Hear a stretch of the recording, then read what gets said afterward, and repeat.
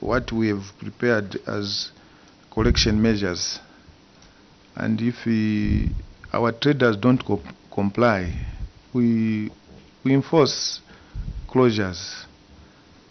And I think that has not gone well because of some politics. But further that I'll ask my treasurer. Are you a politician?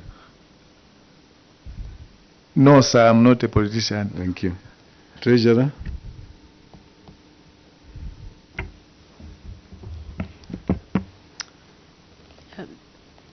Through the chair. Normally when our clients default, we send our task force team to go and enforce for them to pay. But due to the nature of our district, it's a rural setup. You'll find that some of the shops are seasonal. So we find if they run out of capital, they'll be closed. Then when they harvest, that's when they'll have capital to open again the business. Then as for the permits, we only have a few bars operating in the district. And due to the liquor license, we have to issue it. It will be operational for 3 years. Thank you very much. This council looks very tired. It's like everybody is it's very far. First you have to hammer the waters, then the road. Yes, Honorable Shakafuso.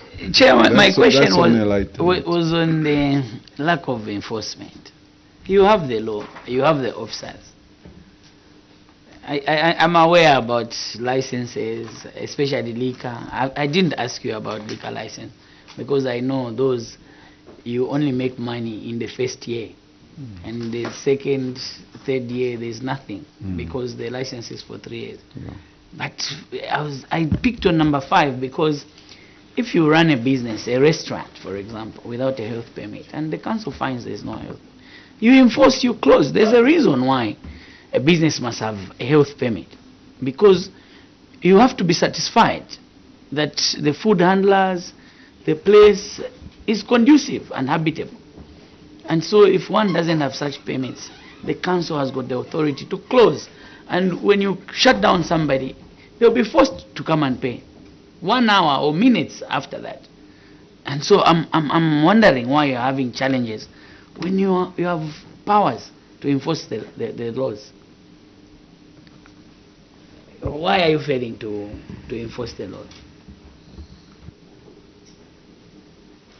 Thank you, Chair. I think it's just because of the operational issues. Otherwise, we are trying under very difficult circumstances. As earlier alluded by the Treasurer, the geographical nature of our district is in 3 parts. We are at the airland, we have the mainland, we also have the swamps. Thank you very much. Thank you very much, Council Secretary. We appreciate you, and listening from the Treasurer, actually, you know, I'm not saying that is what is obtaining. You're supposed to work very hard and raise the money. Make sure that the resources are raised. But from the short explanation you have given, it appears you are in a bush, and even if you send your officers to go and enforce, you find the traders, maybe the shop today is closed, maybe the buyers are 2, 3, 4, and okay, the scenario that I'm getting is that the business community is not doing very fine, but like I'm saying, it's not the excuse that you shouldn't be doing that. But this is because you submitted this, even the market is seasonal. Honorable Shakafuso knows better. During that season, maybe you correct, the rest of the year you don't correct, but we are urging you to continue working very hard. I think this is one of the districts that did very well in CDF when they appeared in terms of CDF implementation, despite the fact that you are on islands and other things, but a lot of work has been done there in terms of infrastructure. But operations, we need to up your game because you are surrounded by water, and we expect you to be doing a lot of fishing activities there. Even aquaculture should be there, and that's where you can be getting a lot of money. When you encourage people through, I know the Member of Parliament will be willing, to give our people loans to start aquaculture. We want to find answers. When you come before us here, you should not respond like your director engineering that you have nothing to say.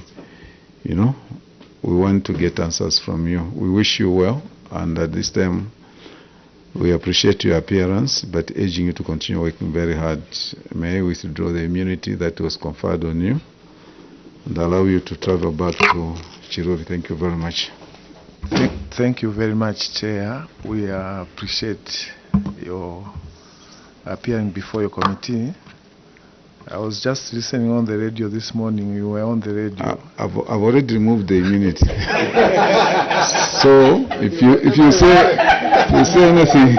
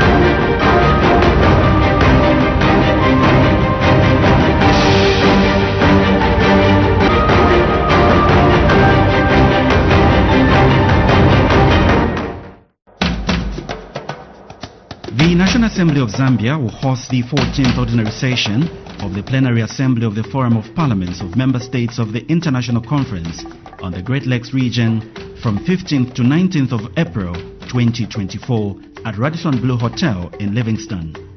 The theme of the conference is the role of parliaments in the promotion of climate change adaptation in the Great Lakes region. The conference brings together national parliaments from 12 member states. The conference will be broadcast live on both Parliament Radio and television. Parliament Television, bringing Parliament closer to you.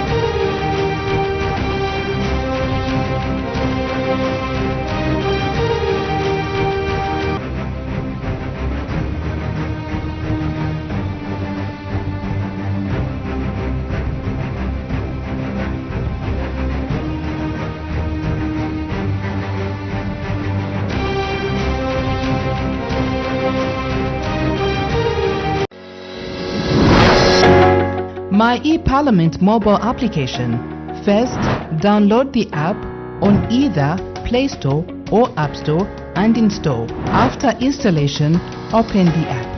Step 1. register your personal information, that's your names, gender, NRC and date of birth. Step 2. Add your contact information, your email, phone number and home address. Step 3. Select your constituency. Step 4. Create your 4-digit PIN. At this point, the system will send an SMS to your mobile number with a one-time passcode. Step 5. Confirm with one-time passcode that was sent to your mobile. Step 6. Sign in using your phone number and the 4-digit PIN.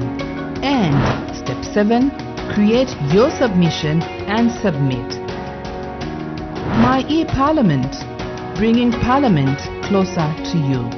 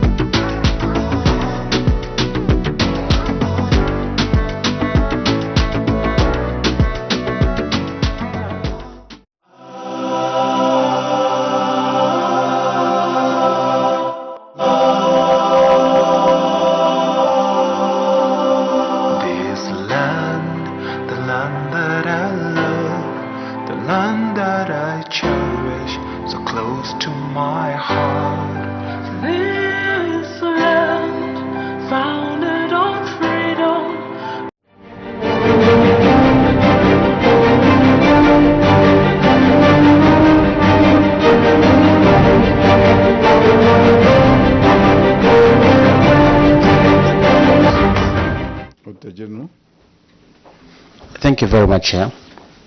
Good morning, Chair, and good morning, honorable members of the committee. Good morning, Senga Hill Town Council. My name is Sira Nyirenda, Director, Office of the Auditor General in Northern Province, Kasama. I'm standing in for the Auditor General, Dr. Ron Mwamba. Chair, I'm also accompanied by the Assistant Director, Mr. William Chibesa just stepped out, also from Kasama. The other officers, Chair, will introduce themselves. Thank you, Chair.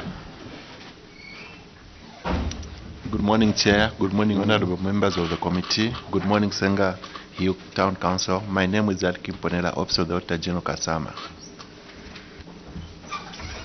Good morning. My name is Luvinda Sinyani from the Planning and Research Department in the Office of the Auditor General. Good morning, Chair.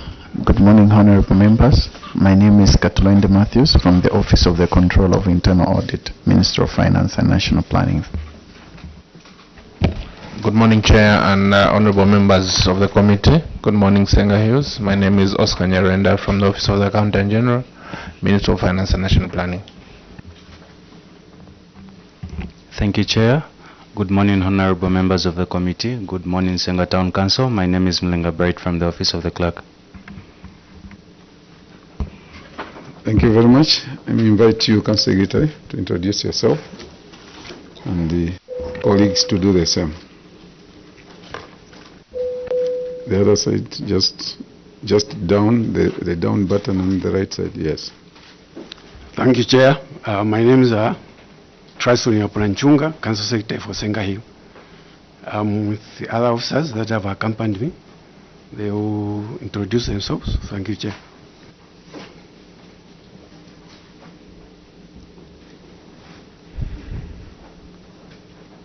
Go ahead. Good morning, Chair. My name is Chikwe Benson Boa. I'm Chief Accountant for Senga Town Council. Thank you. Good morning, Chair. My name is Michael Chinukwe. I'm the Director of Finance. Thank you, Chair. Good morning, Chair. My name is Given Kamanga. I'm the Director of Planning. Good morning, Chair. My name is Nyenda Samson, Procurement Officer.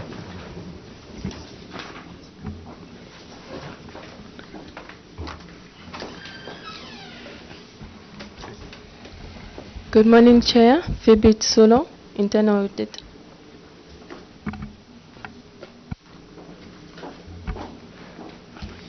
Switch it off. Good morning, Chair. Skasote Kachengwa, Director of Engineering, Sengayo Town Council. Thank you. Members of Parliament, Honorable Simumba. Chair, thank you very much. And the Senga Town Council, you are my neighbor there. You are most welcome. I'm the Honorable Member of Parliament for Nakonde. Thank you very much. Good morning once again to everyone. Senga Town Council, you are welcome to Mandevu constituency, where I'm privileged to represent the people of Mandevu as their Member of Parliament. My name is Christopher Shakafuswa. I'm a member of the committee. Thank you. Thank you so much, Chair. Morning, our permanent witnesses. Morning, Senga Hill Town Council. This is Luhamba Mwene, Member of Parliament for Mangango Constituency in Western Province. Thank you. You're welcome.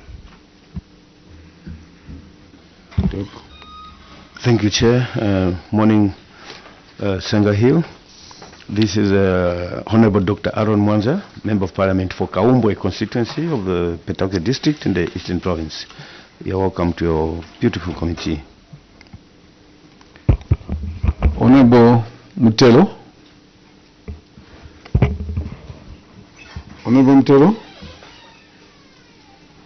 Honorable Kamondo.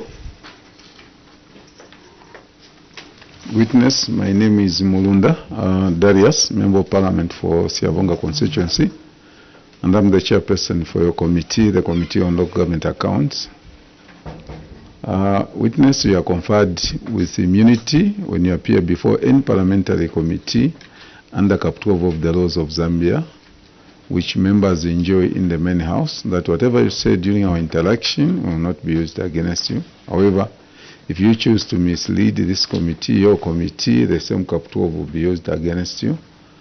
However, I have no doubt in my mind that you will not do that, and that you are going to give us factual information this morning, the information that will help us generate a very good report, the report that we will then submit before Right Honorable Madam Speaker in the main house. With that said, let me now invite you to make your submission before your committee. Council Secretary, you may proceed. Thank you, Chair. I'm on the first item, irregular cash withdrawals. You have side problems. You have side problems. Yes, I'm waging, Chair. No, you're still very young. No, I was worried when you are lifting it because you'll be tired, so you can drop it and then be able to read. So I thought maybe you need it. Thank you, Chair. Please go ahead. Item 1, irregular cash withdrawals. Cause of query, Chair. Management wishes to acknowledge the auditor's observation and wish to state that during the period under review, amounts totaling 174,257 kwacha were directly transferred into bank accounts for officers and councillors. We have attached an appendix A, Chair. However, the differences amounting to 219,186 was a result of cash withdrawal on behalf of officers and councillors due to lack of banking facilities in the district. We have also attached Appendix B. Action taken, Chair. Management has stopped drawing cash on behalf of councillors and officers. Payments of allowances are now being paid directly into individuals' bank accounts. Remedial measures. Management will adhere to the Ministry of Finance, Treasury and Finance Management Circular number 1 of 2021. Item B, Chair, which is again operational matters, non-declaration of the district as a rating authority. Section 6, subsection 1 of the Rating Act number 21 of 2018 states,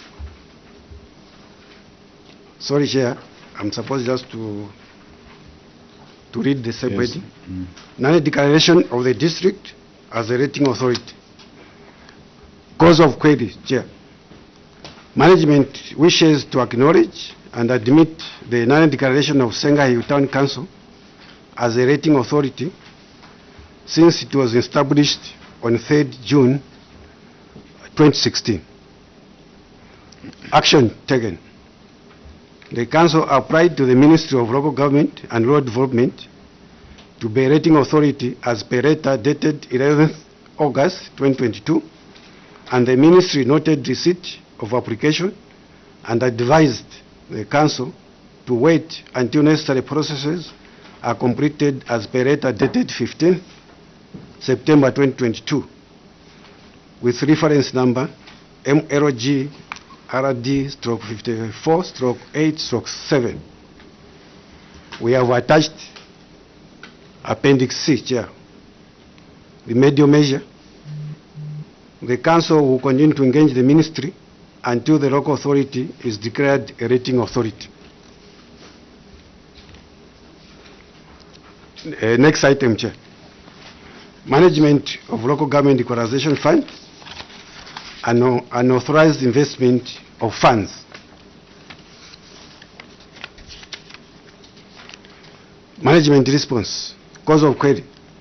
Management wishes to acknowledge the auditor's observation and wish to note that during the period under review, the Council invested capital funds in the block-making business without authority from the Ministry. However, the local authority budgeted the capital funds to undertake the block-making business. Action taken.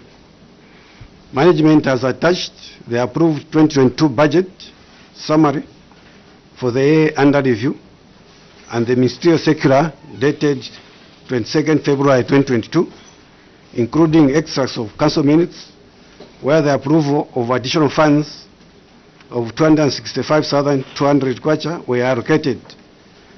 We have also attached Appendix D, Chair, for our evidence. Remedial measure. The local authority will endeavor to seek authority from the Ministry before implementation of such business ventures.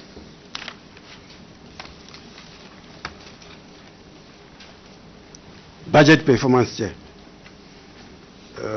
Management response, cause of query. Management wishes to acknowledge the auditor's observation on variance and spent funds and wish to state that the variance of 7,297,464 kwacha include 1,960,89 kwacha as funds held by the Ministry of Local Government and Rural Development for procurement of Constituency Development Fund monitoring vehicle. The National Support Budget Funds of 182,070 kwacha and 190,000 were not received by the Council as it was deducted at source.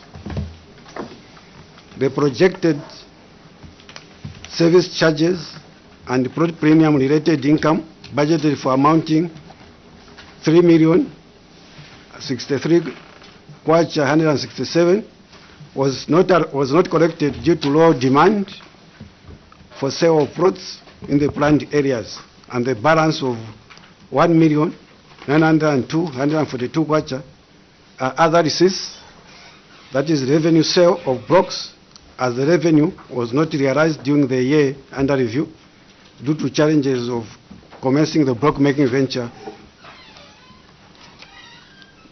Grade 3, Chair.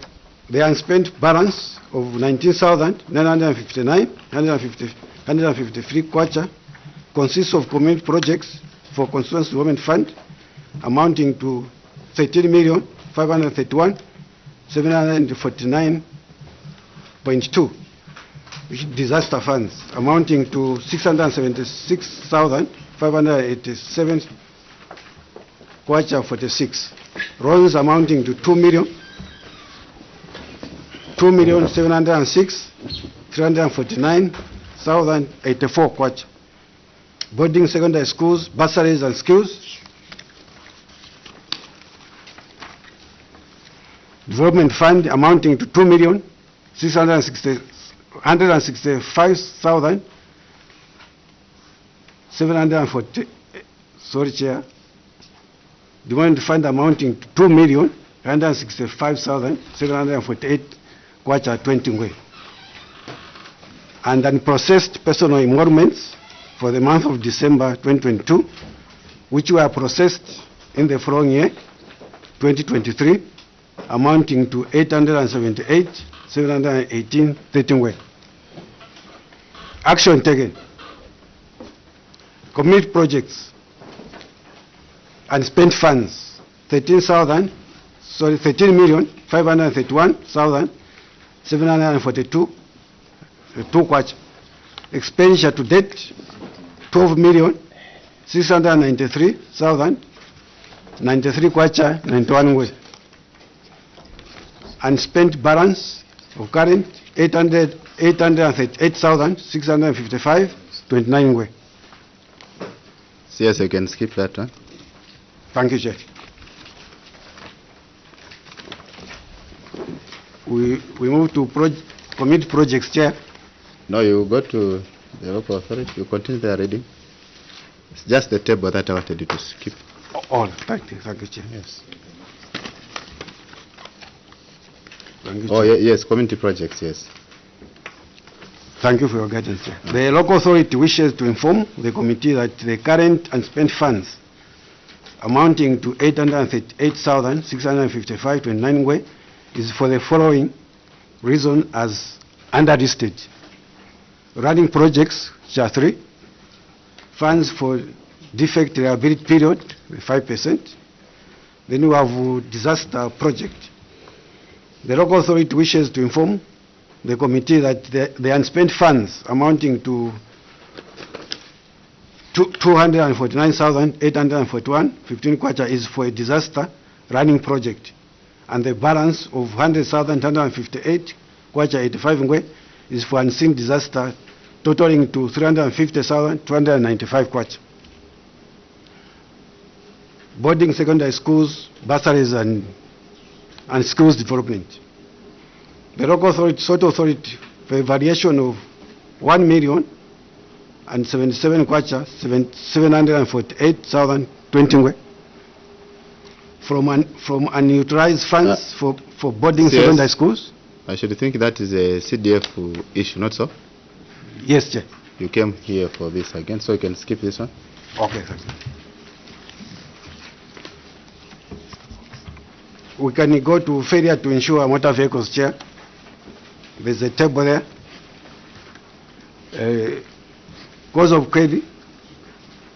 Management wishes to acknowledge the auditor's observation and wish to state that the failure to insure motor vehicles was the result of financial constraints faced by the Council.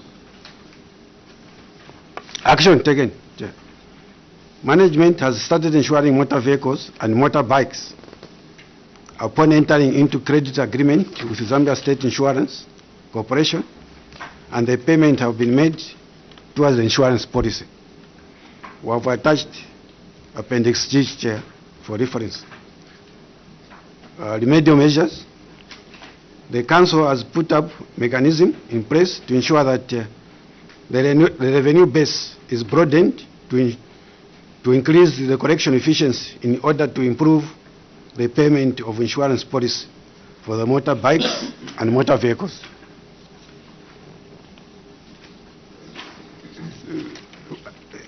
We go to item 6, Chair. Failure to settle outstanding statutory obligation. We have a table there, Chair. The outstanding statutory obligation we have 1,983,521. Cause of query. Management wishes to acknowledge the auditor's observation and wish to state that the outstanding figure of 1,983,521 consists of NAPSA 875,082, ZRA 885,991, LASIF 26,087 kwacha, NIMA 86,348, Public Service Pension Fund 29,211, Madison Life Insurance we have 29,011, Zulao 52,241. During the period under review, the Council could not pay statutory obligation due to inadequate funding and the Council's poor revenue base to raise revenue to supplement payment of the same. As such, the Council could not pay salaries at gross due to inadequate equalization grant. Chair. Action taken. In the year 2024, a payment plan has been put in place for payment of the current statutory obligation plus part payment of outstanding arrears. The total payment of NAPSA amounting to 179,595 kwacha 66 have been paid towards outstanding arrears. LASIF has been cleared. NIMA 6,790 54 has been paid. Public Service Pension Funds 1,186,018 has been paid. Madison Insurance you have 17,858.27 has been paid. Zurao contribution you have 14,700 has been paid, and ZRA amounting to 8,000 towards arrears has been paid. We have attached Appendix H as reference. Chair. The remedial measures, the Council has put in a mechanism to ensure that the Council's revenue base is broadened to increase collection efficiency in order to improve the payment of statutory obligation. Chair, I submit this report for the consideration of the committee. Thank you very much. Witness, Honorable Mwene, Honorable. Thank you so much, Chair. CS, I would like to take you to page 2. CS, page 2 of your report. On irregular cash withdrawals. First of all, when were you audited?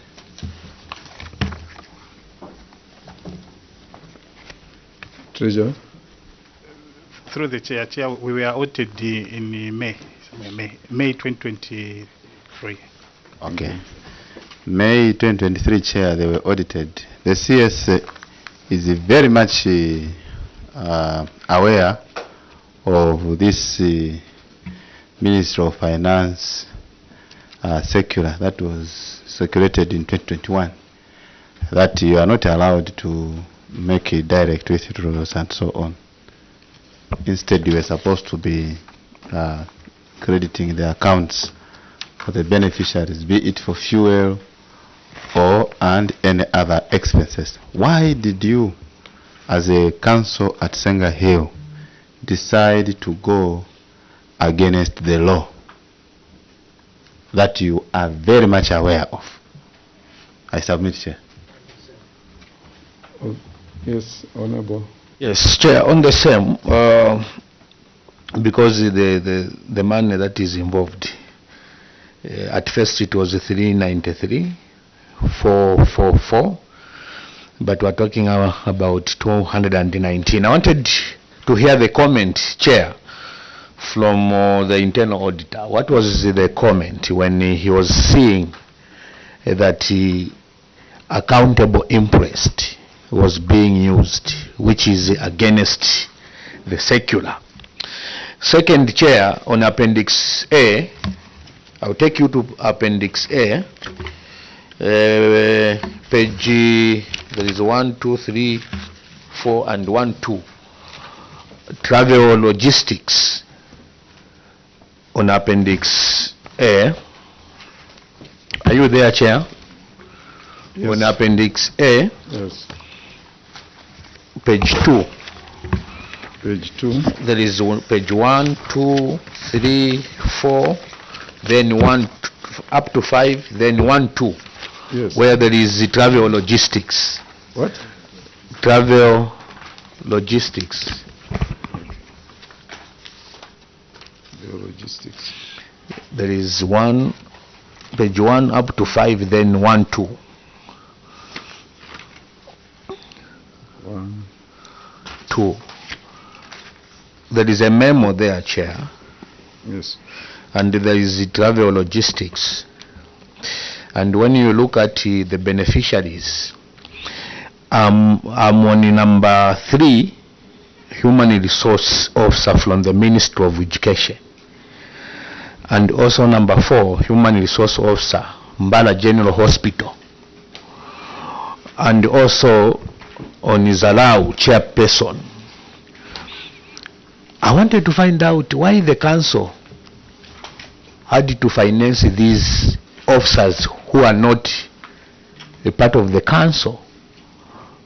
Because when you look at the human resource officer, it's from the Ministry of Education. Why didn't the Ministry of Education support or finance their traveling? Why didn't the Ministry of Health, since they are going to attend the capacity building workshop, why did the council instead, Chair, finance the traveling of the officers from the Ministry of Education, the officers from the Ministry of General, from the Ministry of Health, and also the chairperson for Zulao? I want to, what is the connection? Thank you. I submit, Chair. Council Secretary.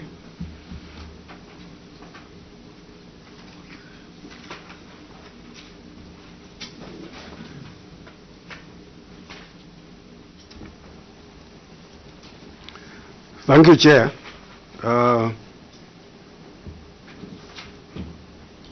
As the local authority, I think we are saying we went against the secular, which is raw, and we are apologetic over the same. There is nothing much I can say, Chair, on the payment against the secular, as guided by the central government. Chair. The next question was from Honorable Mwene. We appreciate your apology that you have nothing to say, but against the law, it will land you in very big problems. Because you do not go in someone's shop and then say, we are very sorry for breaking into that shop. It's exactly what it is. So, whilst we at times appreciate those apologies, we also take it very serious that officers are not supposed to abrogate the regulations and the laws, with impunity. Yes, Honorable. Thank you, Chair. On the same, yes, I can see you are banking with the Access Bank, not so? They do online banking. Why didn't you opt to do online banking? You send them an email, they credit the relevant accounts. Why didn't you opt to such an option? Thank you, Chair.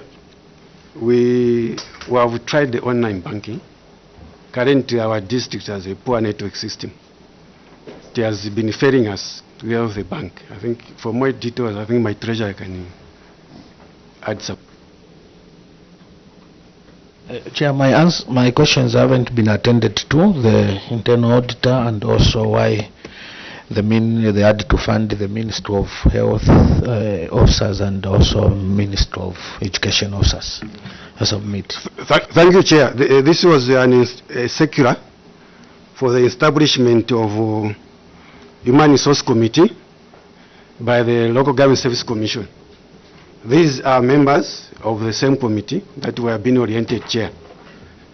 You know, it was a circular that came from our Local Government Service Commission instructing us to go and attend the capacity building workshop, Chair. I think for the establishment. At the expense of opening this, I would advise that your responses you should stick to one response. Have you responded to his question? That's the one you are responding now. I only responded to his question. Then I was responding the area one on the why we funded the officers from Ministry of other ministries. Yeah, because I'm saying if you apologized on that, we leave it there. Because if we say why didn't it, because from the Ministry of Education they should have an allocation, so we don't want to go that route. You have apologized that you flouted the law or the regulation. Because if we went there, we would now want to know if there's some correspondences between you and those specific ministries, which is something else. Dr. Mwanza? Thank you, Chair. Go to page 4. He's still on the same. Maybe just hold on. Let me ask Honorable Shagafuso to make a follow-up. Thank you, Chair. I just wanted to appreciate the current situation, Chair. Since they are saying they were paying these cash amounts due to lack of banking facilities in the district. And my friend has also asked a question about online banking, and the CS is saying it's failing them. However, in your action taken, you're saying no allowances are being paid in cash, but directly into the officers and councillors' accounts. What has changed? What has changed now? Consecutor. Thank you, Chair. As you have apologized, Chair, that there is nothing we can do when the law states that don't pay them direct. We have made an effort, Chair, that whoever we are paying, whether the banking facilities are far, someone should get the money in the bank. Otherwise, there's nothing that has changed. We still not have banking facilities in our district. Thank you, Chair.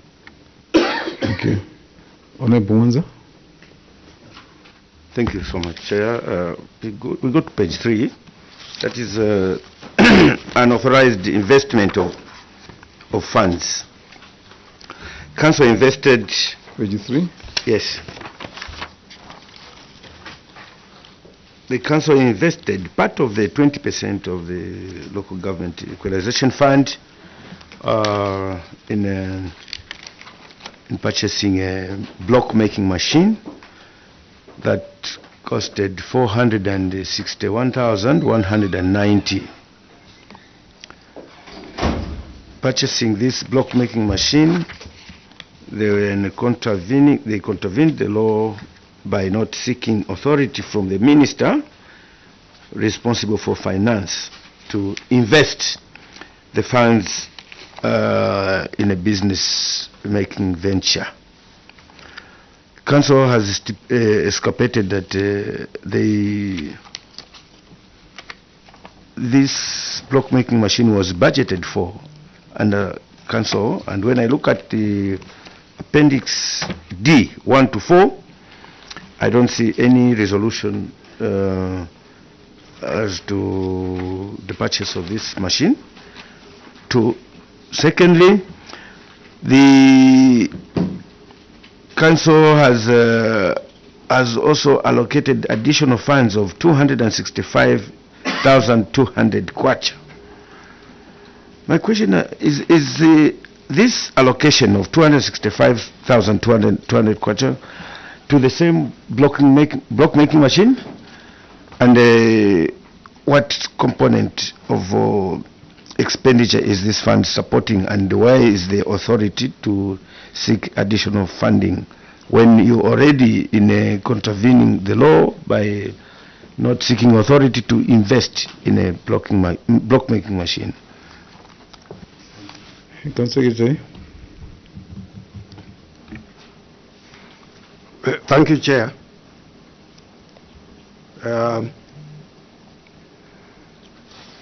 The Council thought that since the block making machine, together with the amount was being budgeted for, and the Ministry approved our budget,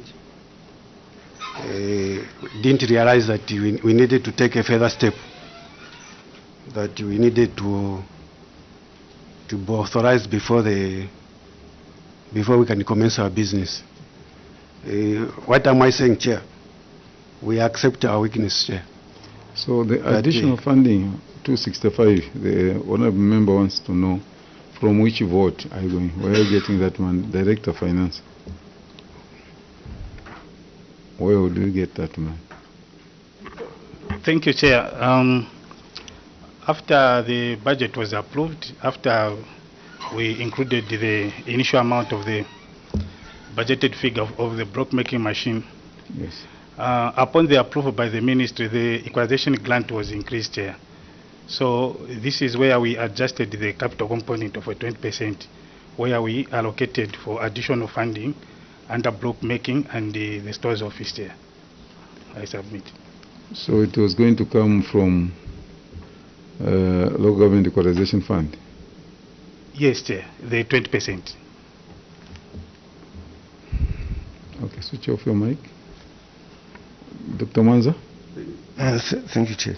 The question is, this 265,200 is supposed to be utilized on the block making machine or the store, the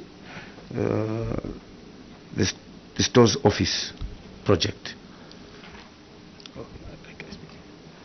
Thank you, Chair. The 265, Chair, we had divided the 165, we channeled to block making, which we spent 465, and then the 100,000 we channeled to stores office, Chair. I submit. Is that clear, Dr. Mwanza? It's not true. Because the block making machine was allocated 464,190. Okay? Now, in addition, you are saying we can actually, on page 4, you are saying the action taken according to the ministerial circular dated 22nd February 2022, including extracts of council minutes where the approval of additional funds of 265,200 were allocated. So even when I look at the council minutes, I don't see where a resolution was passed to allocate additional funds of 265,200, of which question I asked at first, which you didn't actually reply. So from this action taken here, it is responding to the block making machine on page 4.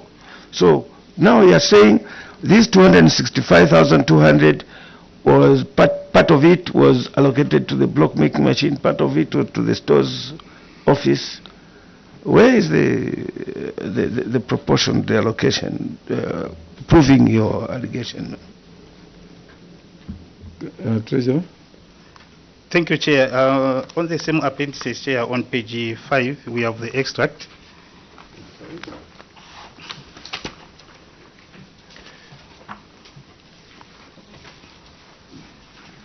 Appendix what? It's on page 5, I think it's the last minute. on the same appendices. Which appendix? Which appendix? Sorry. The appendices is, sorry, Chair. The appendices D, which start from 1 to 5. We have the attachment. I think it's on page 5. They are last 2 pages, Chair.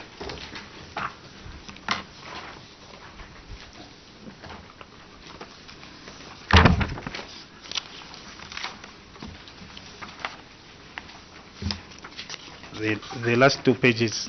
Yes, where is the resolution here in minutes?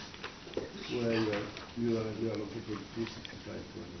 Chair, if you look the 88,400, Chair, it's a monthly allocation. So if we multiply 22,100, it's 265, Chair. You said it's how much? 22,100 if we multiply by 12 is 265, Chair. That's where I'm saying the 100 we allocated to the stores office and the 165 we allocated to block making machine. Block making machine.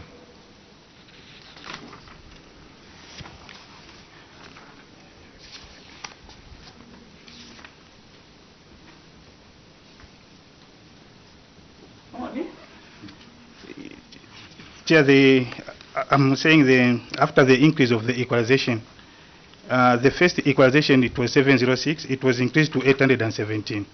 So we're having the difference here of 88,400. So this amount is monthly, Chair. So if we multiply the 20% of the same and then we multiply by 12, we're having 265, Chair. 2210 by 12 months. Yes, sir. 265. Yes, sir. And then you get 165 for block machine. Yes. Block making machine. Yes, sir. Then the 100,000 we allocated to stores office. Okay. Members, I submit, another question.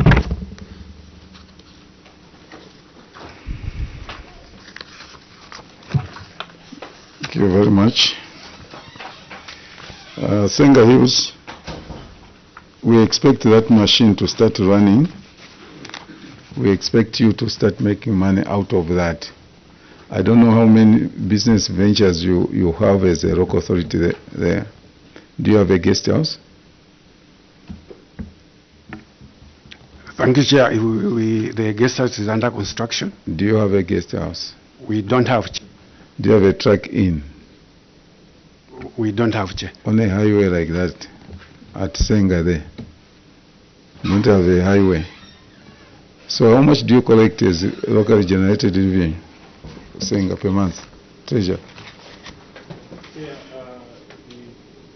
during that 2022, we are collecting 10,000, but the implementation of the stock making, it has moved to 50,000.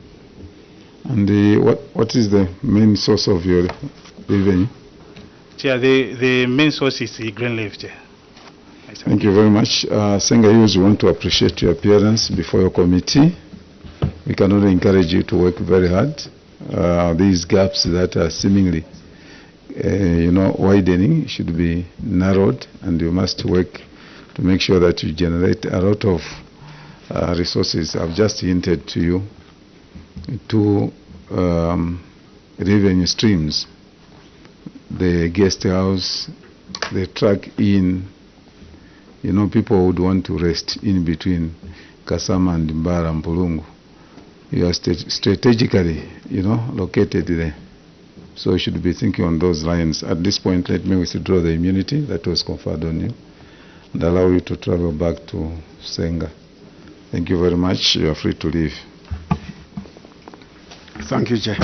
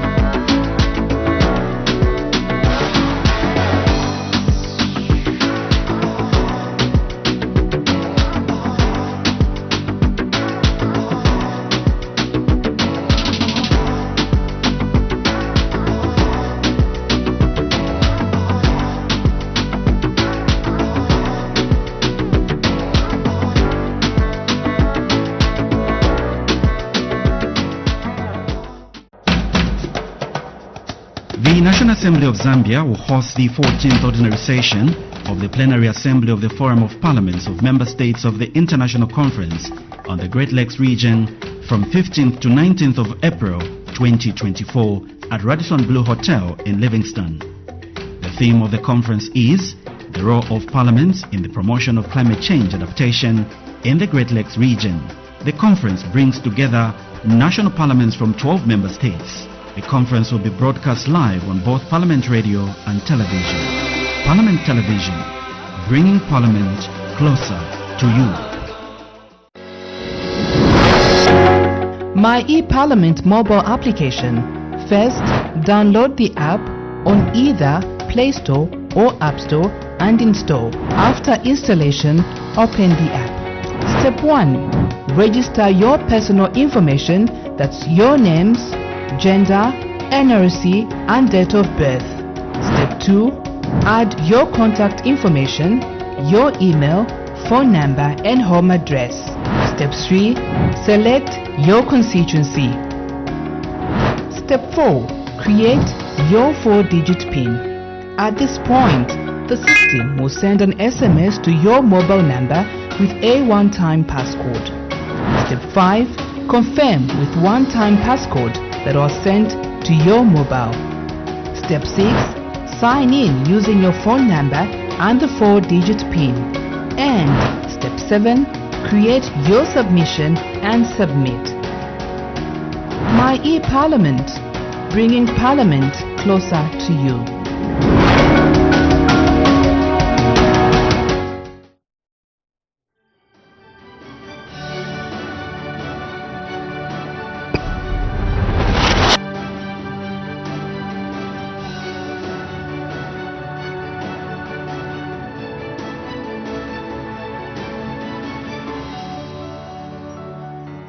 Okay, my name is Chipoka Mlenga. I'm Member of Parliament for Chingola Constituency under the United Party for National Development. I am currently working as Minister of Commerce, Trade and Industry. President Hakainde Hichilema was gracious enough to give me the opportunity to serve the Zambian people as Minister in Commerce, Trade and Industry. And under his leadership and mentorship, I am learning quite a lot of things to serve the Zambian people to the best of my ability within the given time and the given resources. I have been married for the past 16 years to a young lady that I met at university, at the Copperbelt University, Likonge Makai. She is an electrical engineer. She's been a very, very good source of encouragement to myself in many, many other spheres and aspects of life. Together, God has blessed us with twins, a boy and a girl, and they are 14 years old. And I am born from Mr. and Mrs. Mlenga. My father is Aston Chilufya Mlenga. My mother is Monica Mlenga. And from 7 children, I'm the 5th. 2 girls and 5 boys, of which I am the 5th one. Before joining politics, I worked in my private life. When I just graduated from university, I joined the local government, Mufulira Municipal Council, where I worked as a management trainee, or should I say an intern, for some time, barely 3-4 months, before I joined Konkola Copper Mines from 2006 until 2021, when I left the mining industry. And I worked in the mining industry, serving many different portfolios, until such a time when my affiliation into politics, you know how the past government was quite oppressive and very vengeful in many different ways to people that were perceived to be against them. And indeed, I spoke so much loudly against the tyranny rule of the past government, the injustices that we saw, the uneven distribution of wealth among the general public, among many other things. So deliberately, after being incited by some non-members of parliament then, 12 of them, I was declared redundant. Graciously, gladly, I left. I walked away in 2021, and I will be very clear and glad that through my media engagements on radio and TV, President Hakainde Hichilema identified me. And then I was given a chance to contest the seat under the UPND because I was coming in from the alliance to work together, and that is a decision I have never regretted.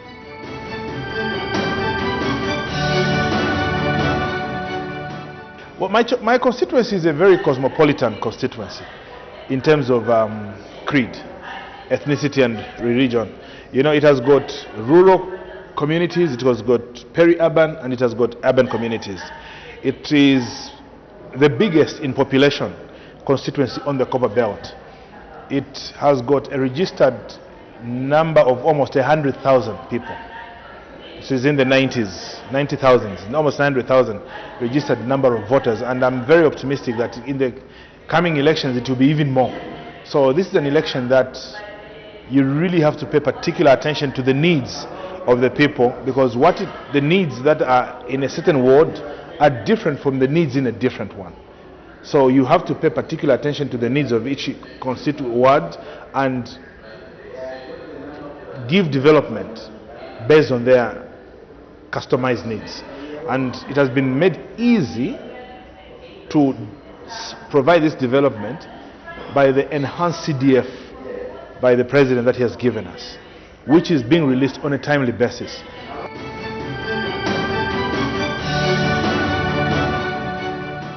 I can assure you that I've got 18 wards in my constituency, and in these wards, the needs in Chingola Central are different from the needs in Ipafu, Mudenda, Chabanyama, and other places. So others are asking for boreholes to get decent water facilities. Others are asking for markets as trading places, and we are giving them. Others are asking for crossing points in terms of bridges. Others are asking for road networks. But within the resources we have and the time frame we have, we are able now to provide these facilities. Obviously, as resources are coming on board within the given year that we are doing, but definitely we are reaching out. So it's an amazing one. And one thing that I can tell you about my constituency, it has got more of women and youth. So our youths are very dynamic in their needs. So this is something that, as Member of Parliament, it's not also just as easy as it may be perceived, because the needs of the youth are different and they change given time that evolves as every day passes. So I also have to pay particular attention to their needs and see how we don't leave them behind. In the past, youths could just be called cadres, but I'm very happy that we cadres now are not just seen as cadres. Because of the enhanced CDF and how the financing system has come in this country, we the cadres are part of the value chain in development.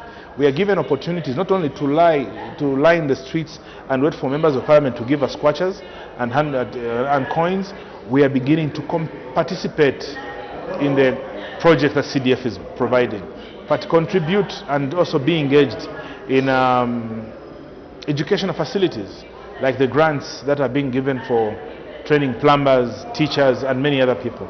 So I'm very excited that as dynamic as it may be, as cosmopolitan as it may be, it has given me an opportunity to understand people in depth and learn management skills. But definitely a lot of insight is coming in, even from the President himself, and I engage a lot the Provincial Minister, Honorable Matambo, who has spent a lot of time in many different places, and we talk a lot and learning from one another, and he's been very supportive.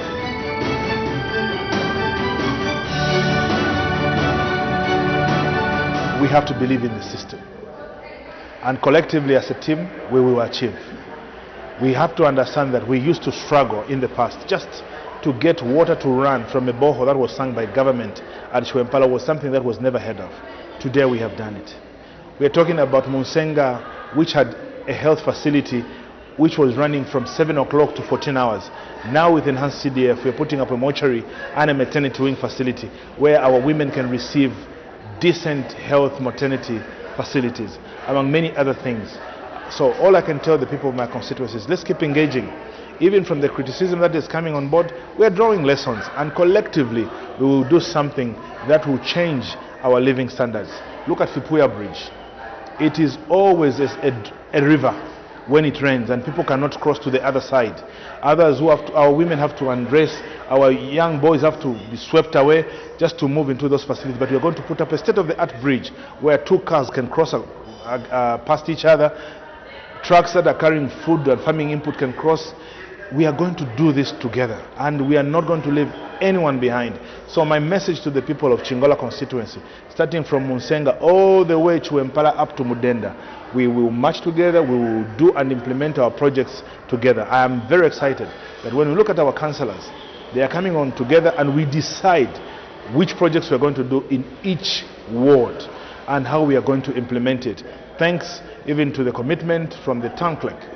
She's and her directors, they are very much equal to the task, getting development to the people as and when the development has to be provided. So I would just want to offer my support to the council, to the mayor and his team, and ultimately the people that gave us the mandate to serve them.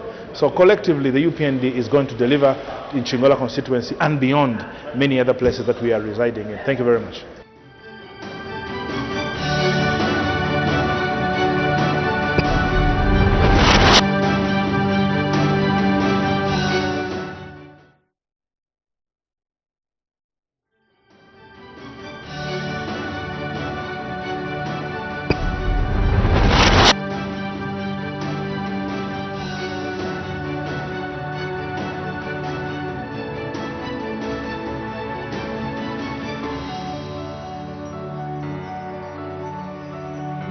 My name is Achinga Muto. I was born in Kalabo, somewhere there in 1962. From that time, I've lived in Kalabo. I started my school, primary school, 1969. Then I proceeded to secondary school. My primary school was at Lyumba, now they call it Lyumba a day secondary school, but we used to call it Lyumba Hill Mission School. So from there, I proceeded to Kalabo Secondary School for my secondary school, which those days it was Form 1 to Form 5. Then after Form 5, I went for national service, and that was 1980, somewhere in November, December.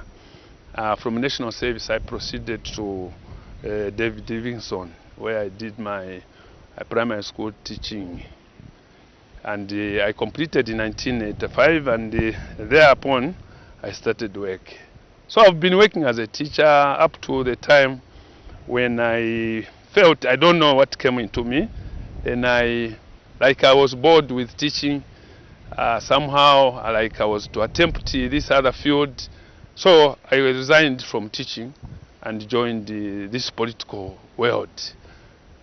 My first contest I lost because I contested, then I came number 2 as an independent person, and that gave me an encouragement that okay, then I can proceed. So 2011, that was my first win. I won through a party ticket of UPND. So I came here in 2011, 2016 again I won. And this one, 2021, is my third one. So I've come to like the job. I've come to interact with a lot of people. I think for Kalabo Central, I've come to like it. I'm married, and I have a family. Yes, so we are quite married people, and we are elderly. We have even acquired grandchildren.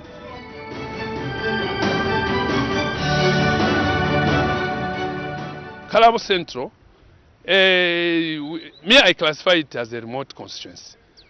Despite having the township part, but the rest of the constituency, to me, is rural and remote. Remote in the sense that previously you could not reach there by phone, radios could not reach, and forget of TV, you forget of the newspapers. All what you could see are just human-to-human interaction. So it's purely remote. We don't even have a road. There are no gravel roads. There are no feeder roads. Our roads, I classify them as earth roads. Why? It's because it's the vehicles which make those roads. So they are not roads as such. They are just passages where we are able to struggle. I'm using the word struggle. Western Province and in Kalabo in particular is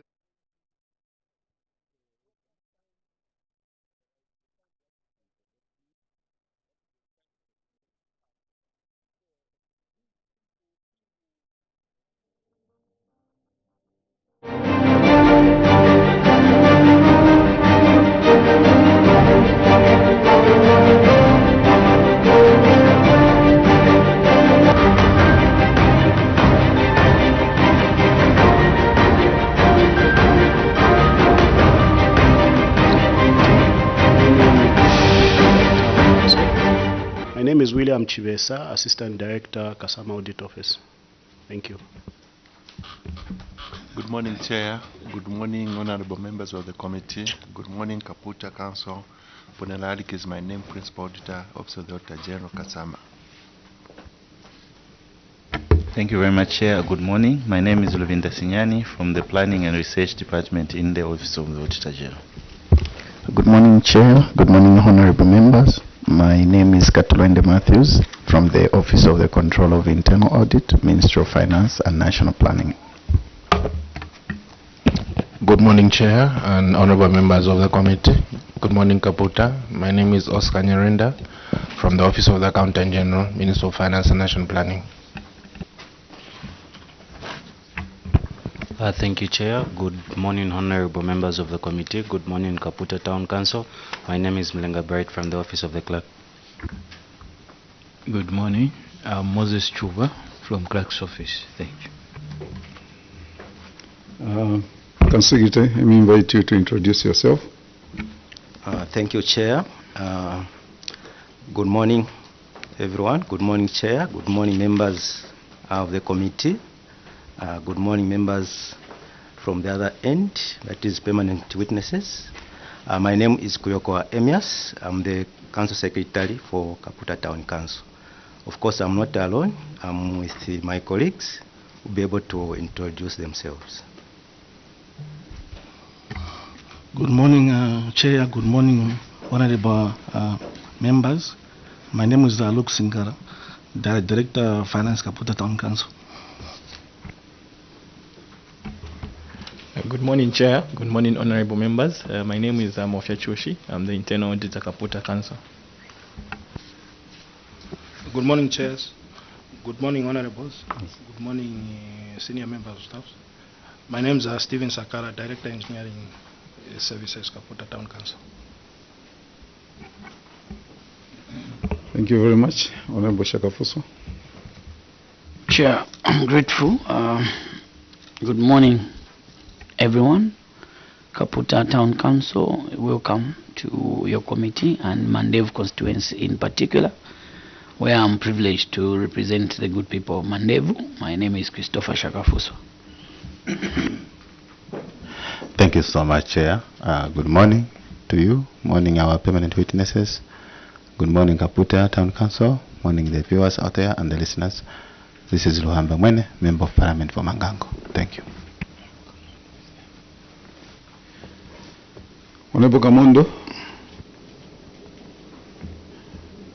Honorable Manza. Thank you, Chair. Good morning, Kaputa, and welcome to your committee. I'm Honorable Dr. Aaron Mwanza, Area Member of Parliament for Kaumbwe Constituency in Petauke District of the Eastern Province. Thank you. Thank you very much. Witness, my name is Mulunda Darius, Member of Parliament for Siavonga Constituency, and I'm the chairperson for the committee. Your committee, you're appearing before this morning. Witness, members of Parliament enjoy the immunity which is extended to you when you appear before any parliamentary committee under Cap 12 of the laws of Zambia. That whatever you said during our interaction will not be used against you. However, if you choose to mislead this committee, your committee, the same Cap 12 will be applied on you. I have no doubt that you wouldn't do that and that you are going to give us factual information this morning, the information that will help us, have a wonderful report to submit to the main house. With that said, let me invite you now to make your submission. Thank you, Chair. Chair, maybe before I present my report, allow me to submit an addendum to the report, which is falling under Appendix 5.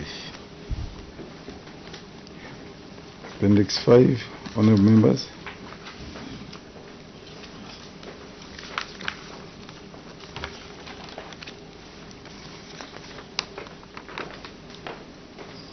Chair, this is an invoice to the Zambia National Broadcasting Corporation. Yeah.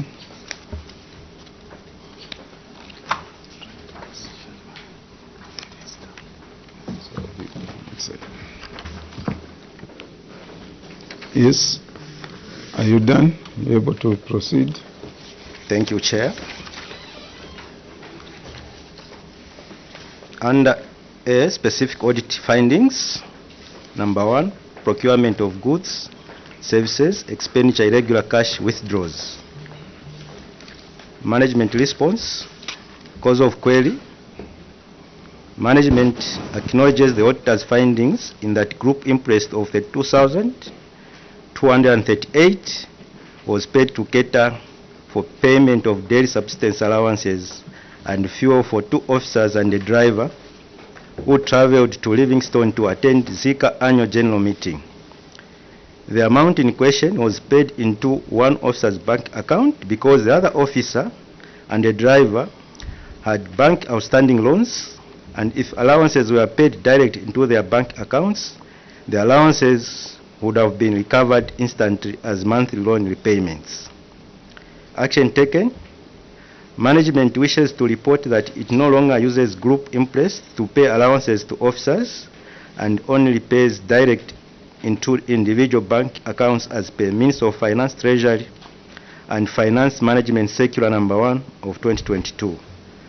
Chair, refer to Appendix 1. Remedial measure. Management will ensure that allowances due to officers are paid direct into the recipient's bank account as provided by the Ministry of Finance, Treasury and Finance Management Circular number 1 of 2022. 2. Management of Local Government Equalization Fund, failure to install hammer mill. Cause of query. Management acknowledges the auditor's findings in that one hammer mill has not been installed from the time it was procured. The initial site, which was reserved for construction of the hammer mill, became waterlogged due to excessive rains experienced in the 2022-2023 rain season. Action taken. Management wishes to report that a new site has been identified for the construction of a modern hammer mill shed with loading and drying bay. There is a budget line of 450,000 as phase 1 this year, which is anticipated. I refer to Appendix 2. Remedial measure. Management will endeavor to reserve land for council developmental programs. B. Cross-cutting issues. Appendix 1. Audit opinions. Management response. Management is glad to note that the audit opinion is favorable for both 2021 and 2022 financial years. Appendix 2. Budget, income and expenditure. Management response. Cause of query. Management acknowledges the auditor's findings in that council had collected a sum of 37,629,517 out of a total budget of 41,647,088 kwacha, giving a variance of 4,015,471 kwacha on income collection. Action taken. Management wishes to report that the overall income budget performance was at 90%. In its quest to achieve 100% budget performance, management has constituted 11 task force team comprising of officers drawn from different departments to help boost collection of on source revenue. Further, the local authority has put up 3 permanent revenue collection shelters at 3 entry points. Refer to Appendix 3. The medial measure. Management will continue devising new techniques to boost revenue collection. Expenditure. Management response. Cause of query. Management acknowledges the auditor's findings in that council spent a sum of 18,710,948 kwacha out of a total budget of 41,645,088 kwacha, giving a variance of 18,000,000 918,569 kwacha. The expenditure variance of 18,918,569 kwacha, which translates into 45% overall performance, was mainly due to constituency development funds, which were received in the last 4 months of the year, making it difficult to utilize the funds in that year due to procedural factors in approval and procurement processes. Action taken. Management wishes to report that the funds in question have since been spent. Refer to Appendix 4. The major measure. Management will endeavor to utilize constituency development funds as soon as approval to spend is granted. Appendix 3. Failure to collect revenue. Management response. Cause of query. Management acknowledges the auditor's findings in that council did not collect revenue in the sum of 147,602 kwacha. The amount in question relates to billboards, which is 14,801 kwacha, must levy 102,000 kwacha, and lost revenue from 6 non-functional rooms at Chimbamilonga Guest House amounting to 30,801 kwacha. Action taken. Management wishes to report that it issued demand notices to 5 billboard clients and payments are being awaited. Further, an invoice has been issued to ZMBC for payment of must levy. As regards rooms at Chimbamilonga, the rooms have been worked on. Refer to Appendix 5. The major measure. Management will continue engaging the business community on need to pay business permits as they fall due. Appendix 4. Failure to update valuation law. Management response. Cause of query. Management acknowledges the auditor's findings in that council does not have a valuation law in place. This is due to lack of funds to finance the valuation law. Action taken. Management engaged the Minister of Local Government and Rural Development on the possibility of funding the valuation law for Kaputa District. Further, management wrote to the Minister of Local Government and Rural Development to consider funding the main valuation law from the bank interest earned from 2022 Constituency Development Fund, which the Council remitted to the Treasury in January 2024. Refer to Appendix 6. The major measure. Management will continue engaging the Ministry on the possibility of funding the main valuation law. Appendix 6. Failure to control and manage markets. Management response. Cause of query. Management acknowledges the auditor's findings that Council is not in control and management of Mwenda and Sapato market. Action taken. Management held a meeting with the traditional leadership on 16th January 2024, where it was resolved to surrender the management of the said market to Kaputa Town Council. The Council has since taken over control and management of the market. Refer to Appendix 7. The major measure. Management will endeavor to comply with the Markets and Bus Stations Act No. 7 of 2007 in the management of markets. Appendix 14. Overemployment of staff. Management response. Cause of query. Management acknowledges auditors' findings on the overemployment of 2 administrative officers, where the staff establishment provides for 1 position. Action taken. Management informed the Local Government Service Commission as an institution responsible for officers under this category on this anomaly. Further, the Council has been submitting quarterly staff returns and vacancy reports to the Commission as part of the reminder on the staff levels for the Council. Further follow-ups have been made, but to date, no response to that effect. Refer to Appendix 8. The major measure, management will continue to engage the Local Government Service Commission on staff matters. Appendix 15, failure to fill vacant positions. Management response, cause of query.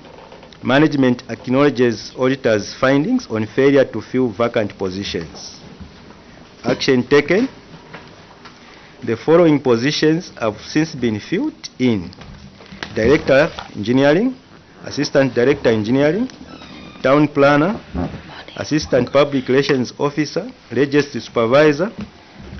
Further, Council was granted authority by the Minister of Local Government and Rural Development to employ 8 Division 4 officers who have since been recruited. Refer to Appendix 9. The major measure, management will continue engaging the Local Government Service Commission to fill the remaining 2 vacant positions. Appendix 19, failure to secure properties with title deeds. Management response, cause of query. Management acknowledges auditors' findings in that Council did not secure title deeds for 12 properties. Action taken. Management wishes to state that it has started the process of acquiring title deeds for Council properties. One of the 12 properties, out of the 12 properties, 8 are at offer later stage, awaiting production of survey diagrams to necessitate production of certificates of title for the properties. The other 4 properties, which are not on offer later stage. Chair, CS, can you skip the Appendix 19? Appendix 19, there was a clarification, so there is no need. Skip, go to 21, and then also when you get to Appendix 22, can you skip it and then go to 24? Those were issues that were resolved. Are you with me, Chair? On page 8, where you are reading, CS, Council Secretary, where you've just been reading, when you get to Appendix 19, can you skip it because the issues have been resolved, and then move on to 21? And when you get to Appendix 22, also skip it, get to Appendix 24. Noted, Chair. Thank you, Council Secretary. You may continue.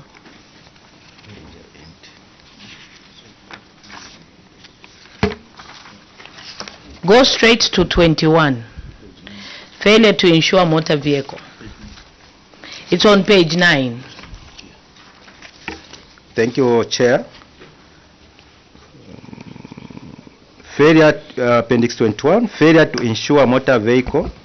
Management response, cause of query. Management acknowledges auditors' findings in that Council did not insure a Toyota Hilux tractor and trailer. Action taken. Management wishes to state that the 3 vehicles in question have since been insured. Refer to Appendix 11. The major measure, management will endeavor to insure Council properties on time.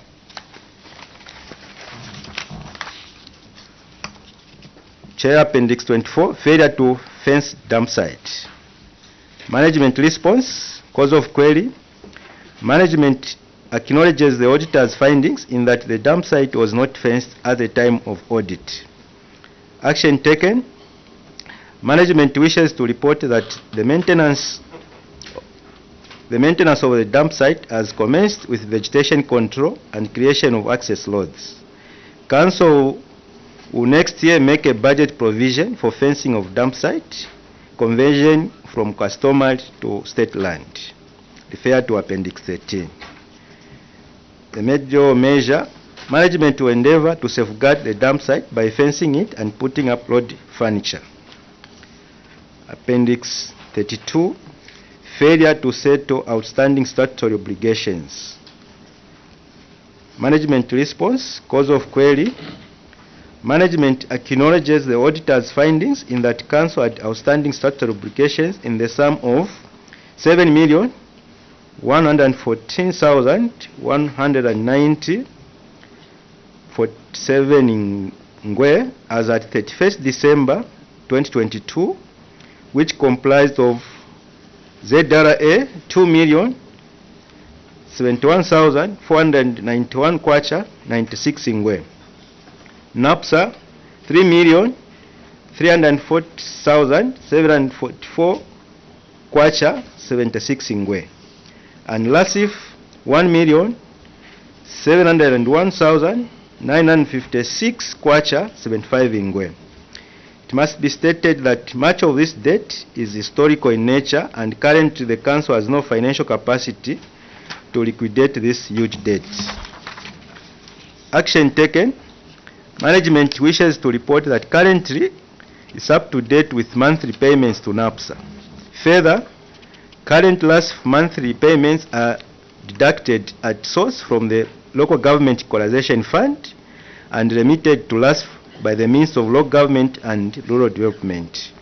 However, management is struggling to meet ZRI monthly payments due to financial challenges mainly caused by the commitment to pay terminal benefits, which currently stand at over 2 million kwacha, refer to Appendix 14. The major measure, management will soon engage ZRI to enter into a memorandum of understanding to liquidate the outstanding amount. Appendix 33, application of funds. Management response, cause of query. Management acknowledges the auditor's findings in that management used capital funds to meet recurrent expenditure in the sum of 427,601 kwacha. The amount in question was spent on terminal benefits, payments to NAPSA, and travel logistics to attend meetings called by the means of local government and rural development. The borrowed funds were part of the funds meant for procurement of a truck and trailer with a budget amount of 800,000 kwacha in the year 2022. The truck and trailer could not be procured in that year as the market value of a brand new Sino truck was more than the budgeted amount of 800,000 kwacha. Action taken. Management wishes to report that it paid back 100,000 kwacha from the initial amount of 527,661 kwacha. The 20% capital fund component of local government equalization has been abolished, referred to Appendix 15. The major measure, management will endeavor to pay back borrowed funds on time. I submit, Chair. Thank you, CS. We'll have the honorable members of Parliament. We'll start with Honorable Mwene, Honorable Shaka Fuswa. Thank you so much, Chair. CS, maybe before you forget about these statutory obligations, can we start, go to page 10?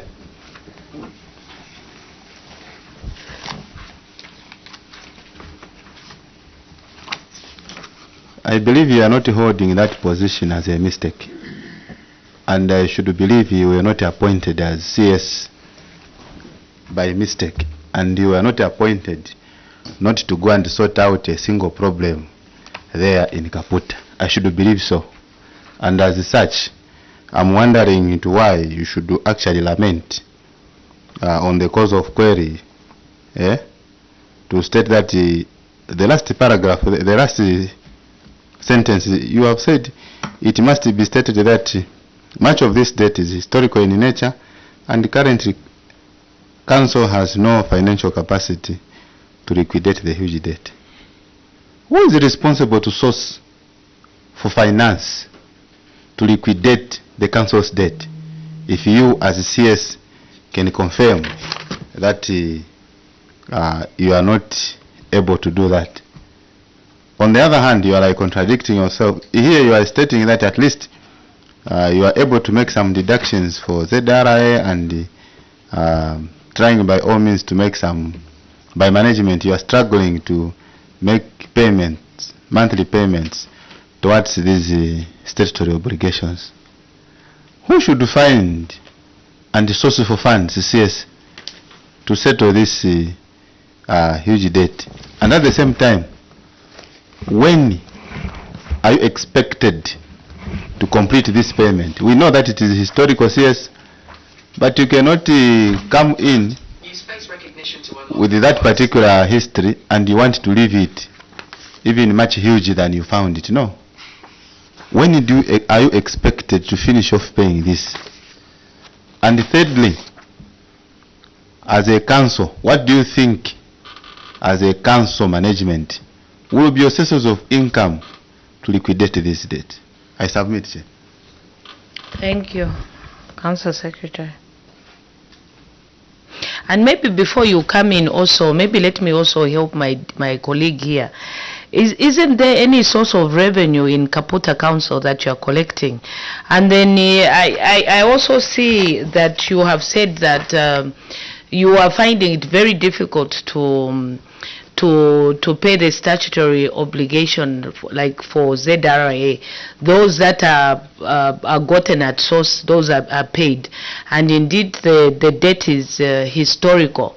So now, when I go to Appendix 14, I'm seeing the NAPSA receipts, LASIF, and proof of payments for some of the retirees. How are the retirees being paid? Are they being paid from the revenue that you are collecting, or what? Just to add on from Honorable Mwene. You can respond. Thank you, Chair. Maybe first of all, I wish to apologize on the last statement, where we have stated that this debt is historical. We sincerely apologize for that statement. Then on the sources of revenue for Kaputa,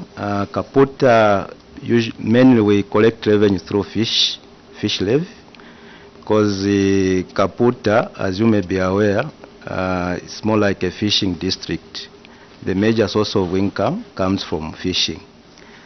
So that's where we normally expect to get more revenue locally. So when it comes to payment of retirees' benefit, we rely upon that. But unfortunately, the stock levels of fish in our rivers and lakes have really gone down. I think that is also contributing to that. Then maybe on the other two, Chair, allow me to refer to my Director of Finance, who will be able to respond to the other two questions on when we are expected to clear the debt. Thank you, Chair. Thank you, Chair.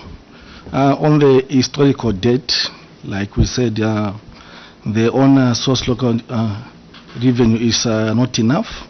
Mostly it's about 50,000 in a month.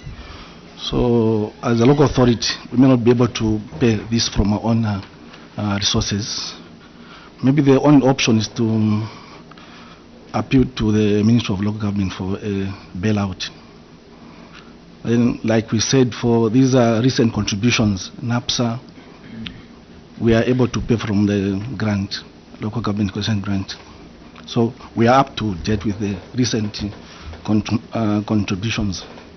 But then the accrued ones from the previous years, as back as in 2018, these are the ones that we are struggling to pay. I submit, Chair.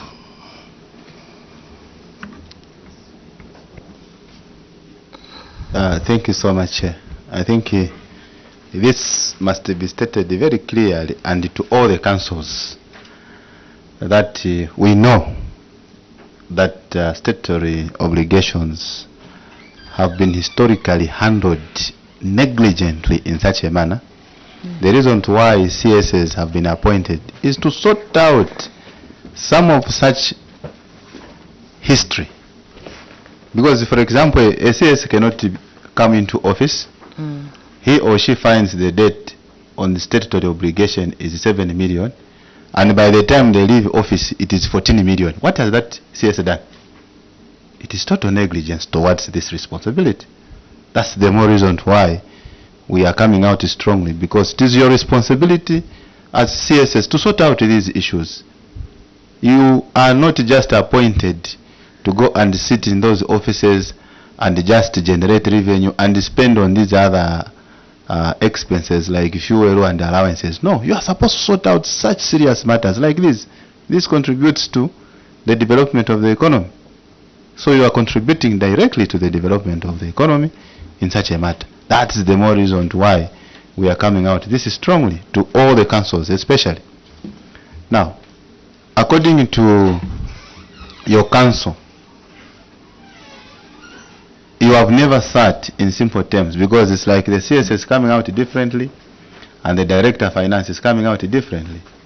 It's like they have never sat to try to find ways and means on how to offset this debt. Have you, as a council? CS? Thank you, Chair. We have put in place some measures so that we can enhance the locally generated revenue.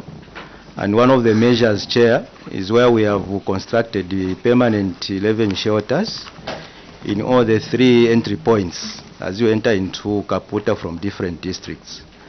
So that measure, Chair, will help us improve on the revenue collection. I submit. Council Secretary, sorry, before I think for me moving forward, when you are coming to committees like this, because that suggestion is not documented, so the Honorable Member of Parliament may not be alive to that fact. And just like Director of Finance had stated that we are now going to ask Ministry of Local Government for a bailout. So this statutory debt accumulates every month, isn't it? So these are things that you should have done even before you came to the committee. You know that you have a problem as a council. So even you don't have to wait for the committee to give you guidance. These are things that you should have done even before, because you know that the debt keeps accumulating. And I think that is his point.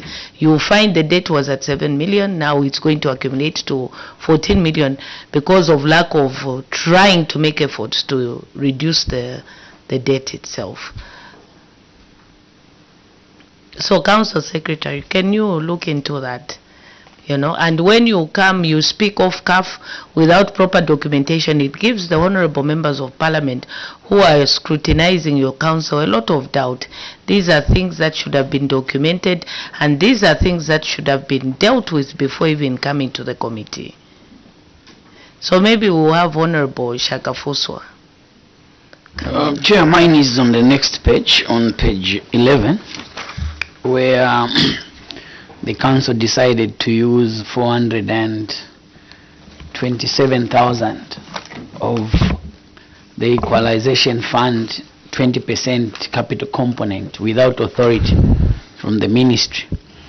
And this was money that was meant to buy a Sino truck for service delivery in Kaputa. Obviously, I'll ask you, why did you do this without authority? But then I realized that during the period under review, you had 2 million plus some other surplus money that was moved forward during this year. And in total, you had 3 million kwacha. For the truck, you had budgeted 800. And you're saying the money available was not sufficient to buy the truck. Yet you had 3 million kwacha. So how did you budget for 800,000 when you knew that the truck was more expensive than 800,000? I think let's start from there. Council Secretary, you can go ahead. Thank you, Chair. Chair, again, I refer this question to my Director of Finance. Be able to help me respond to that. Director of Finance, you can come in. Thank you, Chair. From the information we are provided with, the other time they were doing the budget, they didn't foresee that by the time they would have the 800,000 kwacha, the price for the for this truck would be above 1 million kwacha. That's the information which we are provided with. Yes, Honorable Shakafos.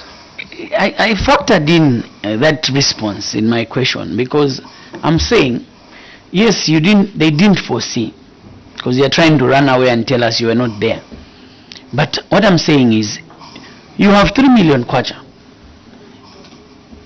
for capital projects, and the truck costs 1 million. Why didn't Kaputa Council add more funds to procure this Sino truck than spend the money on daily subsistence allowances? And this is why the local government equalization fund 20% was capped, because there is always a tendency by local authorities to use this money on themselves at the expense of service delivery, denying the people where you operate the services that they need. You've budgeted 800,000 and the truck, according to you, is costing 1 million. Why not add 200,000 to buy the truck instead of using this money on yourselves? DF. Thank you, Chair. I think I must admit this was a lapse on our part. We have done better. And also, Council Secretary, when issues are raised, I think we must take ownership, whether it's failure or whether it's success. And the Honorable Member of Parliament for Mandevu has a critical point, you know. And I think if we are just going to be coming to committees and say failure, whatever, these are clear, visible financial errors that you people are bringing to these committees. Honorable has clearly stated there was 3 million, meaning there was more than a surplus, but you decided to pay off in an avenue which is not beneficial to the people of Kaputa. And I think all of us should take responsibility moving forward, Council Secretary. You know, this is taxpayers' money. You will find that Kaputa is not benefiting because we have our value in a different avenue, which is not beneficial to the people of Kaputa. Any question? Doc, you can come in. Yes, please. Thank you, Chair. Page 2. Okay, actually, the question starts from page 1. Chair, your council procured 2 rice hammer mills, of course, to increase their revenue base. And then these hammer mills costed 226,796 kwacha. One of the rice hammer mill, I think, was installed, though it's not very clear. It must have been installed and working. But another one has never been installed. 17 months. That is 1 year, 6 months. You procure this rice hammer mill, and the picture of the rice hammer mill is on page 2. And the reasons forwarded for not installing this hammer mill is that they have no land, no piece of land to install this hammer mill, because the piece of land that was that they intended to construct a hammer mill shed is constantly waterlogged. Now, Council is saying they have secured land which they are going to construct this shed. And in this year's budget, they have allocated 450,000 kwacha towards the construction of the hammer mill shed. And the budget is on Appendix 2. The budget for the construction of the building where it will house the hammer mill. The budget is, the total budget for this structure is 1,846,778 kwacha on Appendix 2. On Appendix 2, there is a BOQ for hammer mill shelter, which is the second last, yeah. So the budget, they've budgeted 1,846,778, kwacha 58 ngwe, to build a hammer mill shed that will house this hammer mill, which in the picture which the picture is shown on page 2 of this hammer mill. And out of the budgeted 1.8 million, council has allocated 450,000 kwacha this year, which they call it phase 1, because of course the balance of the money has to cover the rest of the infrastructure before the hammer mill can be installed. My questions: you procure a hammer mill, and even you look at the picture of this hammer mill, it is almost like the size of a wheelchair, and you have no space to house this hammer mill for 17 months. Have you done an opportunity cost analysis for doing nothing case and doing something case to install this hammer mill, even in a makeshift shelter? How much revenue as a council forfeited for keeping this hammer mill idle for 17 months, which looks like it is a very small volume, which actually, even the house where you're keeping it, this I'm sure can be operational. The second question is looking at a budget of 1.8 million, 1,846,000 that we would like to construct the shelter for housing this rice mill. You're saying, of course, it will have facilities like a loading bay and a drying bay. What is the justification for such a huge cost to house such a tiny equipment?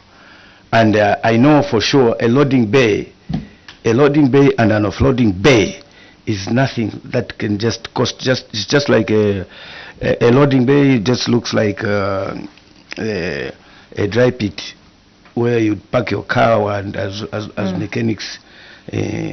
So what is the justification of this 1.8 million kwacha to accommodate such kind of a structure and equipment?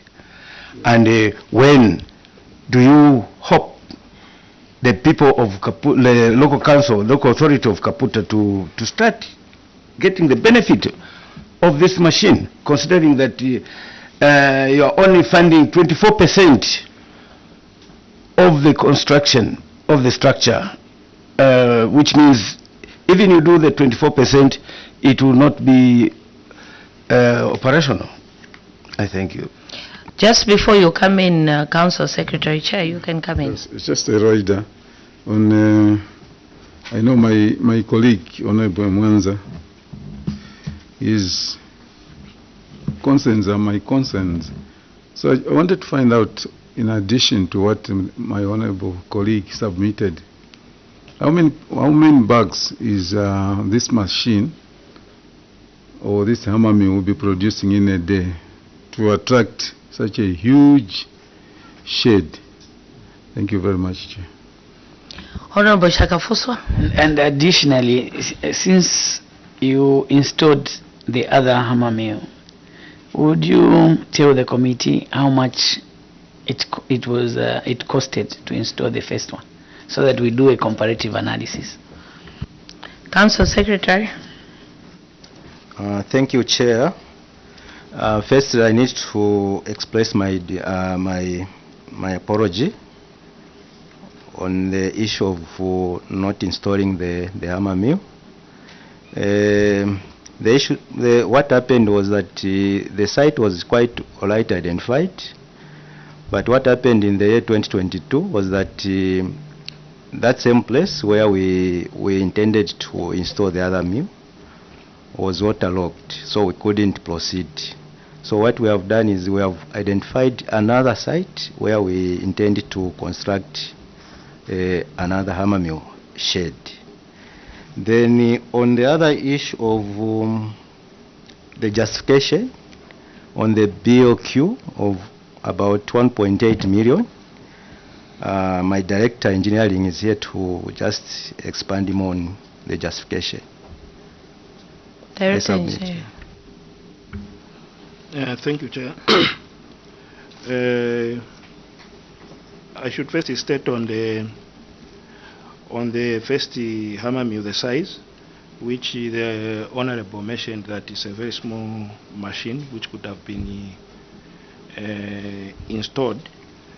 When you look at the drawing, we are looking at there's a component of storage of bags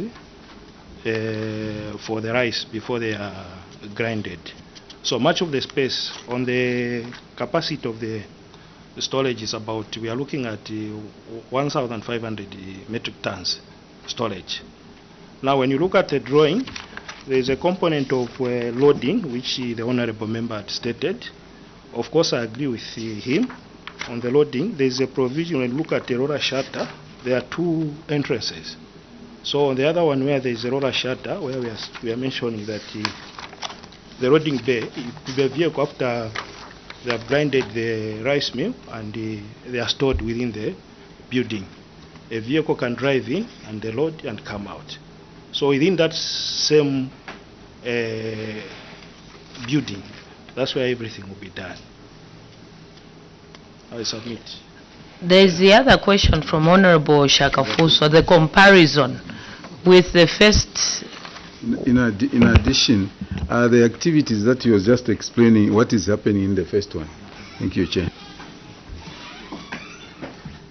Yeah, on the first one, currently the structure we are using, we are renting.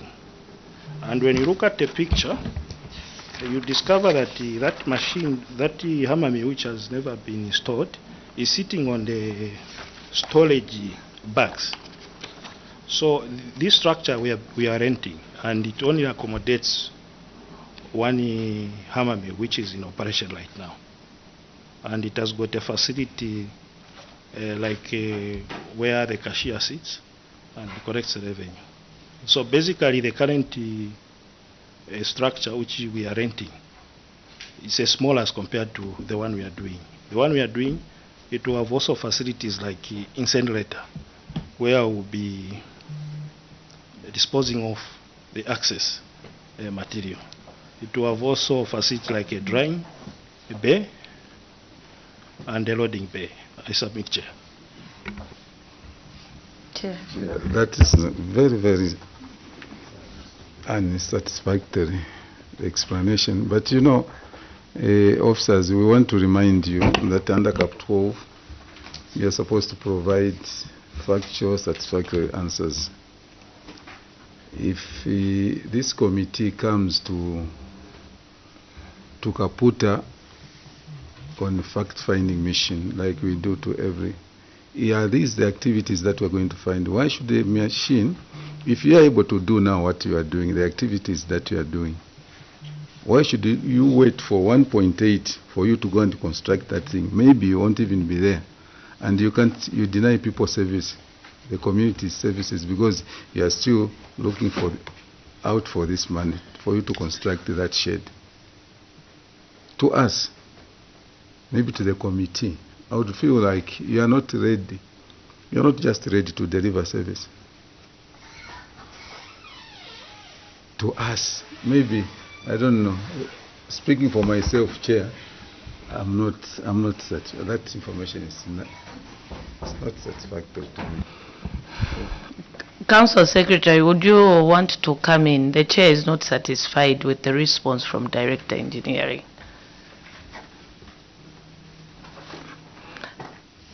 The comparison is not adequate to why we have a huge cost on the second one.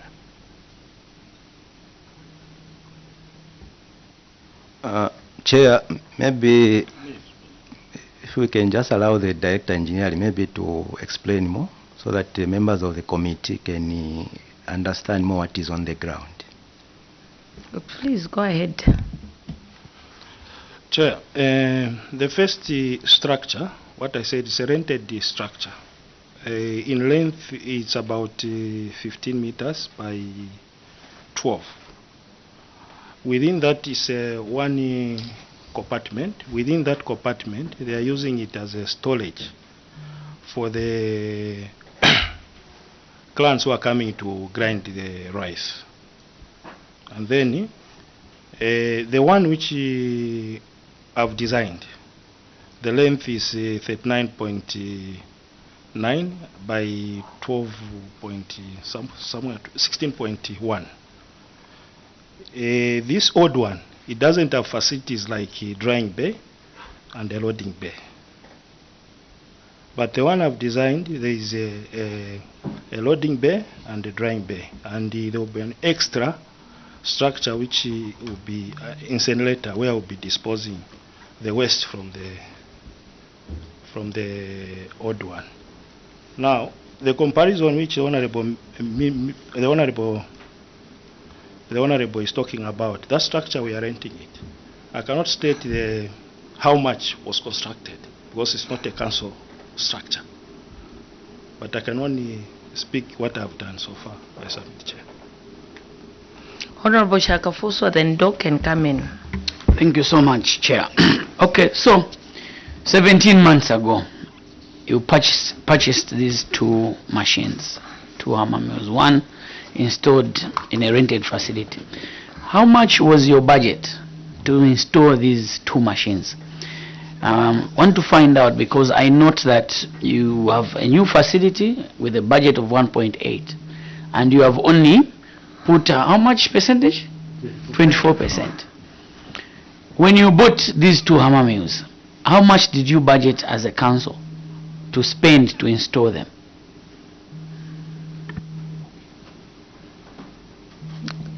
CS. Thank you, Chair. On the amount that was budgeted for, I think my internal auditor is better placed to give us the figures. Go ahead, internal auditor. Thank you, Chair. The budgeted amount for this was 200,000. Do you have that evidence of your budget where you have to put 200? Well, I don't have the extract right now, but I can call the office. Somebody can be able to send it if I can be allowed that time. So the installation is 200,000 for the two machines. The said amount was for the construction of the hammer mill shelter, but these other facilities that the engineer has mentioned, like the loading bay and other issues, those were not part of the initial plan. So how did you arrive at 200? Do you have the BOQ? Yes, if I'm to call the office, yes, the BOQ was there. If I'm to call the office, yes, we can be able to retrieve the BOQ. The BOQ that arrives at 200. Yes. So why did we decide to rent for the other hammer mill when we had allocated monies to construct a shed? I think it's what has already been mentioned. The area where we were supposed to construct this hammer mill shelter at the time was waterlogged. So instead of keeping the two hammer mills not working, we decided that let's find... The area is for one hammer mill. What about the other one? Okay, maybe you can allow the CS. And honorable, just to come in, first and foremost, you don't say I think. You should take charge. You are the council. You know what you were doing. And 17 months down the line, there was a budget for 200,000. Okay, for a shelter. Why did we not create the shelter for the other hammer mill? And I believe that before the purchase, there was a site visit. You maybe an environmental impact assessment.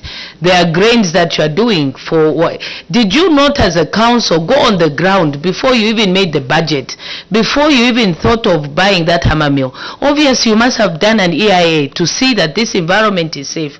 Now to do a budget 200,000, 17 months down the line, you come back with an excuse of it's waterlogged. waterlogged, and then you come up with a very huge budget now to put up, you know, all these fancy facilities, when 17 months down the line, that hammer mill would have been bringing revenue, because the initial was a shelter. Then from there you expand, because 24% of that whole the BOQ for the shed, believe you me, the hammer mill, because you've only allocated 24% of the funds, believe you me, even 1 year down the line, for you to come and allocate the other 24%, for it to get to 100%, that hammer mill will not work. It will not work, Council Secretary.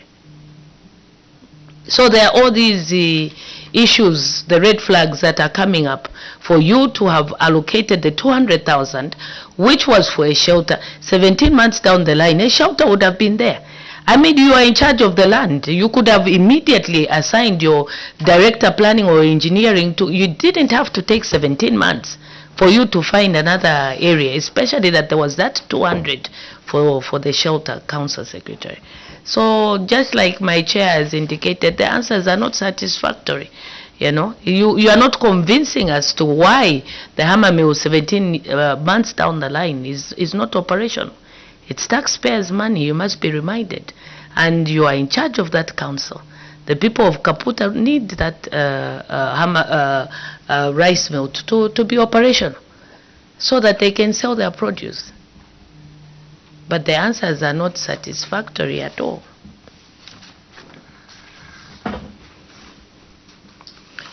So,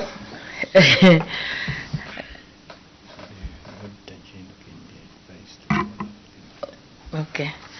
So, Kaputa Town Council, I believe that with these very unsatisfactory responses, I would just ask that external auditors follow up the issue.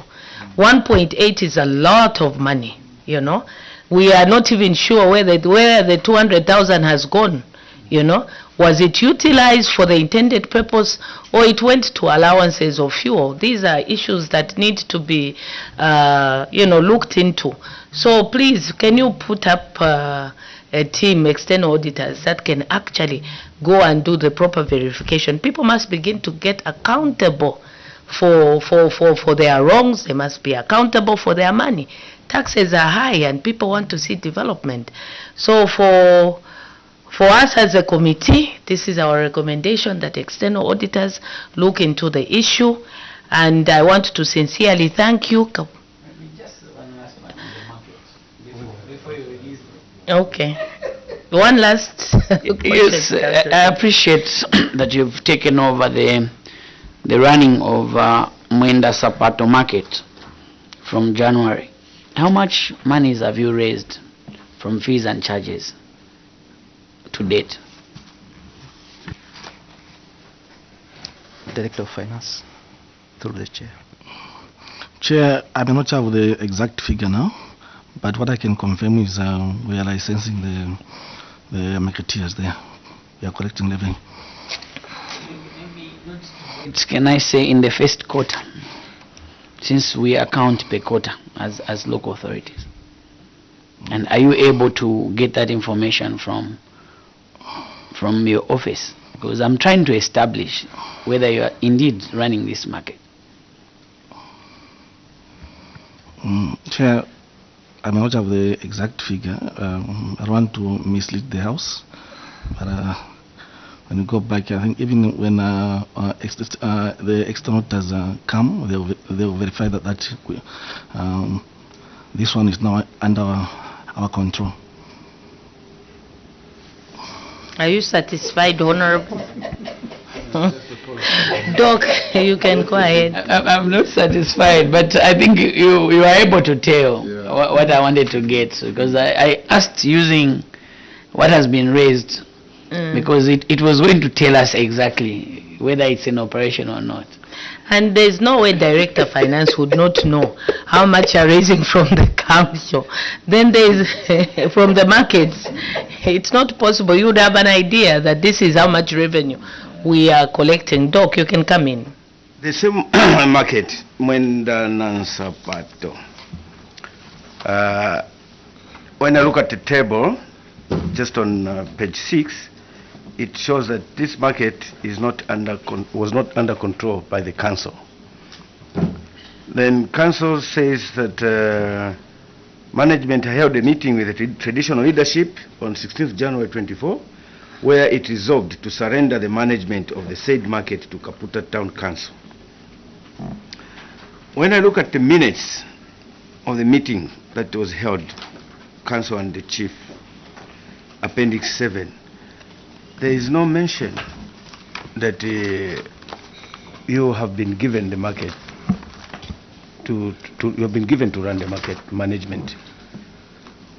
So are you confirming that this market is under council's management, or it is still under traditional arrangement, running of the market? Who is running this market as at now? Because I don't see the evidence where, from the minutes which you have referred us to, the council, on page 6, you are saying the council has since taken over control and management of the market. Refer to appendix 7. So when you go to appendix 7, I'm expecting to see a confirmation that the market has been, management of the market has been handed over to the local authority. But I've read through the minutes on appendix number 7. There's no mention of such kind of issue. So just to verify, are you running the market or not? CS, are you running the market? Thank you, Chair. Yes, we are now in charge. But of course, when it comes to minutes, because we had a lot of issues when it came to the issues of revenue collection. It was not just about the same market called Imwenda and Sapato. There was also an issue of the construction of a shelter just within the same district. We had a challenge because some members of the community were against that. So we had no option but to engage the traditional leadership so that we could be allowed to manage not only the market but also the revenue collection shelter.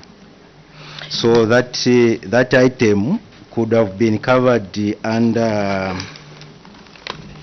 on page 3, construction of revenue collection shelter along Kaputa Lambwe Chomba Road, because it was under this minute that we also discussed the issue of Mwenda Sapato market.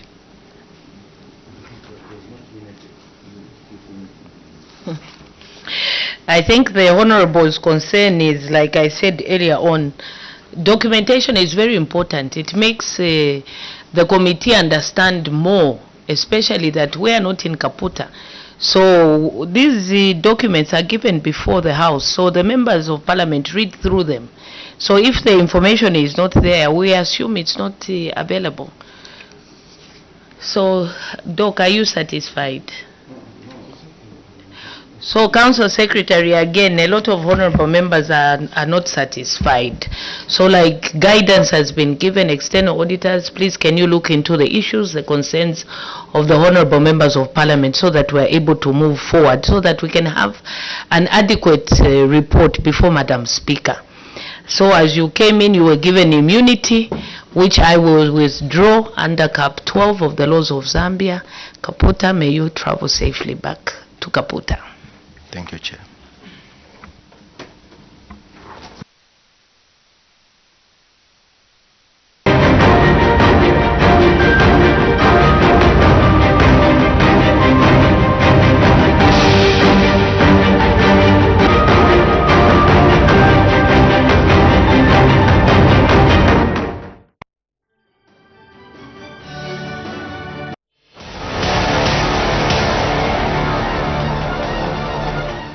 There were 59,439 registered cashew nut farmers in Western Province. The situation as it is, I'm incapacitated. The good people of Petauke, especially Minika 1, where we don't have water. This is now a serious risk on the people of Iteztezi. Last week we registered one maternal death. Within the CDF, we can build palaces for all chiefs in our country. Minister, when are we going to have money? When are we going to construct hospitals? Catch us live on DSTV channel 272, OTV channel 28, Topstar channel 5, or visit the National Assembly of Zambia Facebook page. Parliament Television, bringing Parliament closer to you. The National Assembly of Zambia will host the 14th ordinary session of the Plenary Assembly of the Forum of Parliaments of Member States of the International Conference on the Great Lakes region from 15th to 19th of April 2024 at Radisson Blu Hotel in Livingston. The theme of the conference is the role of parliaments in the promotion of climate change adaptation in the Great Lakes region. The conference brings together national parliaments from 12 member states. The conference will be broadcast live on both Parliament Radio and television. Parliament Television, bringing Parliament closer to you.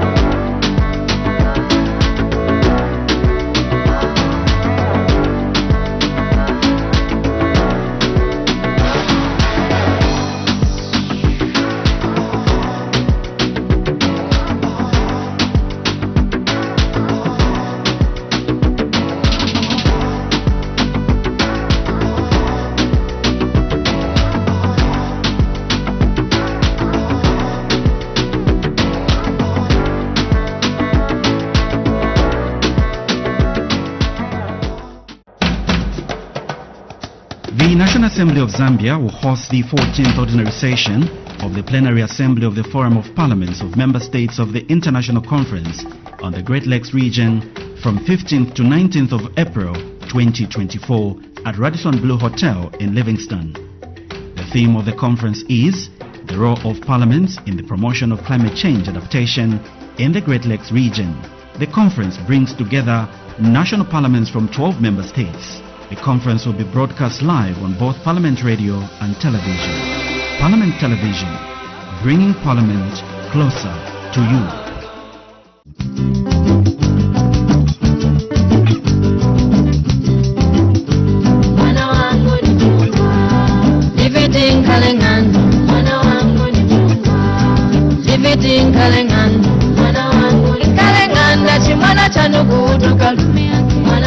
Kutoka lume yake mwana ufuna kuyenda akama motoka mwana wa nduma tupa amai kumukosha mwana wangu kuyaku